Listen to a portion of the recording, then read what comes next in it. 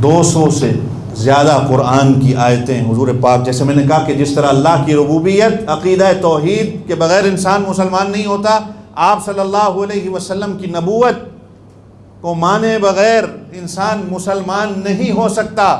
بالفرض اگر دنیا میں یہ قادیانی موجود نہ بھی ہوتے تب بھی میرے اور آپ کے لیے عقیدہ ختم نبوت جاننا ضروری تھا۔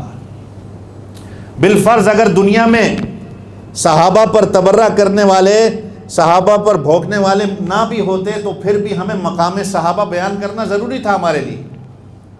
چنانچہ آج بھی آپ دیکھ رہے ہیں یہ کتنے عرصے سے ہمارے ملک کے اندر ایک شور چلا ہوا ہے کہ ایک قانون قومی اسمبلی کے اندر پاس ہوتا ہے، اس کے بعد کئی لوگوں کے پیٹ کے اندر مروڑ اٹھتی ہے۔ چور ہی وہ ہوتا ہے جو قانون بننے کے بعد بولتا ہے۔ اگر ایک قانون بنتا ہے، آپ کے اندر، آپ کے دل کے اندر، آپ کے سینے میں اگر چوری نہیں ہے تو بے شک لاکھوں ہزاروں قانون بن جائیں، لیکن چور جو ہوگا اگر اس کو پتا ہے کہ میں نے چوری کرنی ہے اور چوری کے لیے یہ قانون ہے، تکلیف اس کے پیٹ میں ہوگی۔ آج چنانچہ آپ دیکھیں کہ صحابہ پر تبرہ بازی کرنے والے، یہ قانون پاس ہوا اور اس کے بعد یہ بھی پاس ہوا کہ صرف صحابہ نہیں، اہل بیت پر، جو کہتے ہیں کہ ہم اہل بیت کو ماننے والے ہیں، اہل بیت کا نام لیتے ہیں، کہ اہل بیت کی بھی گستاخی ہوگی تمہارے لیے جو ہے وہ 10 سال یا عمر قید کی سزا ہوگی۔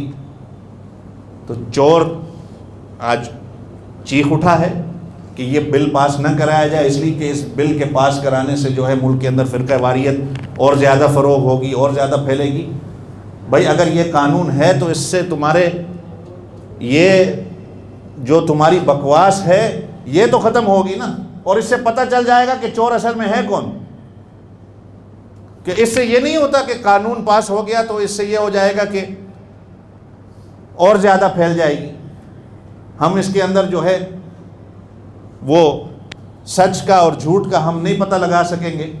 جیسے یہ 295C کا ایک قانون ہے کہ گستاخی رسول پہ بھی آج لوگ موجود ہیں جو کہتے ہیں اس قانون کو بھی ختم کر دیا جائے، کہ اس میں سچ اور جھوٹ کا پتہ نہیں لگایا جا سکتا اس کے اندر۔ اور اس طرح تو پھر قتل ہے اور کتنے قانون ہیں جن کا اصل نہیں پتہ لگایا جا سکتا۔ کیا اس کے لیے پھر قتل کے قانون کو معاف کرا دیا جائے، اس کے اندر ترمیم کر دی جائے، یہاں پر جتنے قانون ہیں پھر ان کو بھی سارا ختم کر دیا جائے؟ تو بالفرض اگر یہ تبرہ بازی کرنے والے نہ بھی ہوتے تو پھر بھی ہمارے لیے مقام صحابہ بیان کرنا ضروری تھا۔ بالفرض اگر یہ دنیا میں نہ بھی ہوتے قادیانی، آپ صلی اللہ علیہ وسلم نے فرمایا کہ قیامت سے پہلے 30 بڑے دجال ہوں گے جو نبوت کا دعویٰ کریں گے، اور اگر آج دیکھا جائے تو 30 سے بھی زیادہ ہیں، لیکن وہ تھے کہ جن کا فتنہ اٹھا ان کے فتنے کو ختم کر دیا گیا، جس طرح حضرت ابوبکر صدیق نے کیا، حضرت عمر فاروق نے کیا۔ لیکن کچھ ایسے ہوں گے کہ جن کا فتنہ جو ہے سر چڑھ کے بولے گا، یہ جس طرح آج قادیانی ہے۔ اور کہا جاتا ہے کہ جب یہ قائد ملت اسلامی حضرت مولانا مفتی محمود صاحب رحمۃ اللہ علیہ کو کہا نا کہ یہ جو ترمیم ہو رہی ہے قانون کے اندر، تو اس میں جو ہے نا مرزا غلام احمد قادیانی کا نام نہ لکھا جائے۔ کچھ لوگ ایسے تھے کہ اس سے ہمارا آئین جو ہے نا وہ پلیت ہو جاتا ہے۔ اللہ کروڑوں رحمتیں اور برکتیں نازل فرمائے حضرت مولانا مفتی محمود صاحب کی قبر پر۔ کیا یہ شیر آدمی تھے؟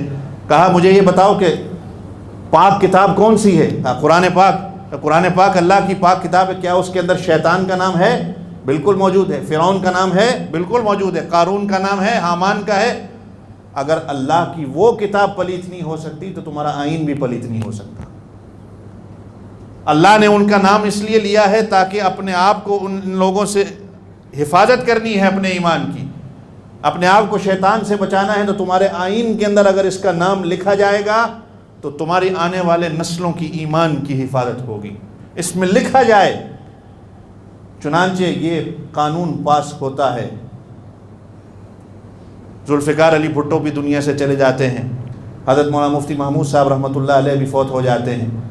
کچھ عرصے کے بعد پھر 1984 میں امتناع قادیانیت آرڈیننس یہ پاس ہوتا ہے کہ قادیانی اپنی عبادت گاہوں کو مسجد کا نام نہیں دے سکتے، اپنی لوگوں کو عبادت کے لیے بلانے کا جو طریقہ ہے جس کو ہم اذان کہتے ہیں، یہ اذان نہیں کہہ سکتے، شریعت کی جتنی اصطلاح ہے یہ قادیانی ان کا نام نہیں لے سکتے۔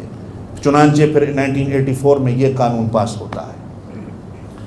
تو جیسے میں نے کہا کہ 6 ستمبر یوم دفاع پاکستان، ہمارا جغرافیائی تحفظ، کہ ہماری سرحدوں کا تحفظ کرنے کے لیے جو لوگ موجود ہیں، اور 7 ستمبر یہ ہمارے علماء تھے 1974 کے اندر کہ جس کو یوم دفاع ختم نبوت اور یوم فتح ختم نبوت بھی کہا جاتا ہے، کہ اس 7 ستمبر کو پاکستان کی لیجسلیٹو اسمبلی کے اندر بالاتفاق تمام مکاتب فکر کی رائے کے ساتھ قائد ملت اسلامی حضرت مولانا مفتی محمود صاحب رحمۃ اللہ علیہ کی قیادت میں قادیانیت کو غیر مسلم ڈکلیئر کیا گیا۔